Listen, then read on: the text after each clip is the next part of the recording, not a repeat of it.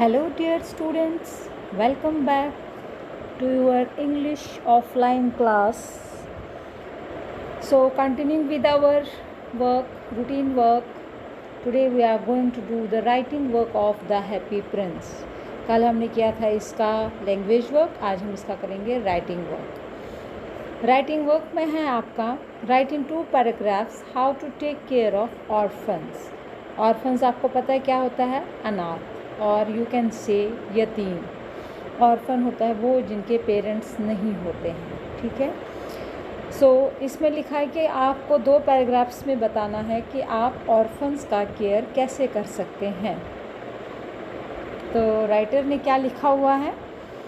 There can be no greater curse in life than being an orphan. बोलते हैं इससे और बड़ी बद्दुआ क्या हो सकती है कि कोई इंसान अगर इस धरती पर ऑर्फन होगा तो.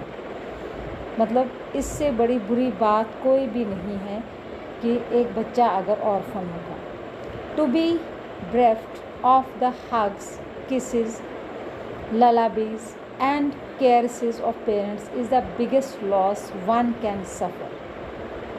तो एक बच्चे को माँ बाप से जो प्यार मिलता है, जैसे हग्स, गले लगना, प्यार करना, किसेस करना, लोरियाँ सुनाना, और वो केयर जो एक माँ बाप अपने बच्चे की करते हैं, वो शायद ही इस धरती पर कोई कर सकता है. तो जिस बच्चे के ये पास सब नहीं है, ये सब एक बच्चे के पास अगर नहीं होगा तो उसका दुनिया में सबसे बड़ा लॉस है ये. ठीक है. तो और दुनिया में इससे बड़ा लॉस कुछ भी नहीं हो सकता है जब एक बच्चे के पास उसके पेरेंट्स ना हो. No material gifts can make up for it. और कोई भी ऐसा गिफ्ट, दुनिया की कोई भी खुशी, कोई भी चीज़ आप उनके पास ला दो, उनके कदमों में रख दो उस बच्चे के जिसके माँ बाप ना हो, तो वो तब भी खुश नहीं होगा. क्योंकि माँ बाप जो हैं, माता पिता जो होते हैं, उनकी एक अलग ही जगह होती है एक बच्चे की ज़िंदगी में. But orphans too have a life to live. लेकिन आप ये भी बोल सकते हैं कि ऑर्फन्स की भी ज़िंदगी है, उनको भी ज़िंदा रहना है. It would be cruel on the part of society to leave them to their fate. और हम लोग भी इस सोसाइटी में रहकर, हमारे लिए भी एक बहुत बुरी बात है कि हम लोग उनको कैसे उनकी किस्मत पर छोड़ सकते हैं. We should do at least something for these orphan children. Opening orphanage for them is no solution. हमारी सोसाइटी में हम लोग क्या करते हैं? हम लोग ऑर्फनेजेस, अनाथ आश्रम खोल देते हैं, यतीम खाने खोल देते हैं, और उन बच्चों को हम वहाँ पे रख देते हैं, और हम सोचते हैं कि बस उनकी सारी ज़रूरतें पूरी हो गई. लेकिन हम ये नहीं सोचते, छत तो है लेकिन असली जो साया है माँ बाप का, वो उनके सर पर नहीं है. Living in an orphanage is itself A demoralising thing. और ऑर्फनेज में रहना ही उनके लिए खुद वो, मतलब उनको बार बार वो याद दिलाएगा, बार बार उनको एहसास दिलाएगा कि वो ऑर्फन है. One is constantly reminded of the fact of being an orphan. उससे तो हालात जो हैं वो और भी बिगड़ जाएंगे. क्यों? क्योंकि जब हमने उनके लिए एक अलग सा घर बना दिया, उनको अलग से बच्चों में डाल दिया, तो उनको खुद ऑटोमेटिकली ये लग जाता है कि हम लोग क्यों अलग हैं, हम लोग बाकी बच्चों के साथ क्यों नहीं हैं. क्यों? क्योंकि उनके माता पिता नहीं होते हैं.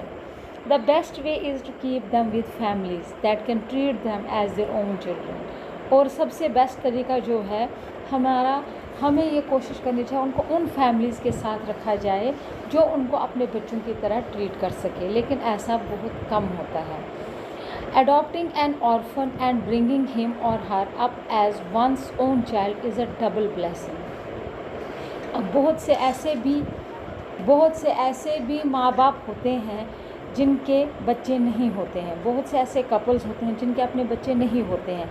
अगर वो इन अनाथ बच्चों को अडॉप्ट कर लें तो उनके लिए कितनी दुआएं मिलेंगी. उनके लिए तो दोहरी दुआएं होंगी कि उन्होंने एक अनाथ बच्चे को गोद लिया और उसको अपने बच्चे की तरह पाल पोस कर बड़ा किया. So it proves a blessings for the adopted child and also earns god's blessings for the family that adopt such children. ये तो उन बच्चों के लिए, जिस बच्चे को गोद लिया उसके लिए तो ये नियामत होगी, उसके लिए तो ये ब्लेसिंग्स होंगी ही होंगी.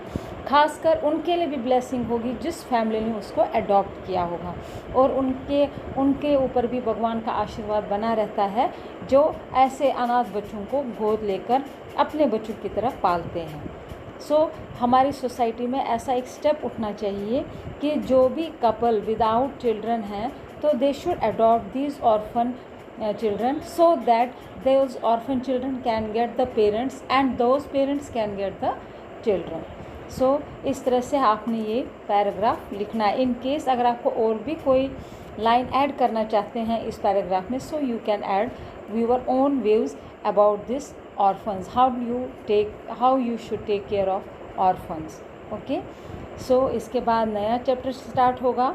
Till then stay home, stay safe.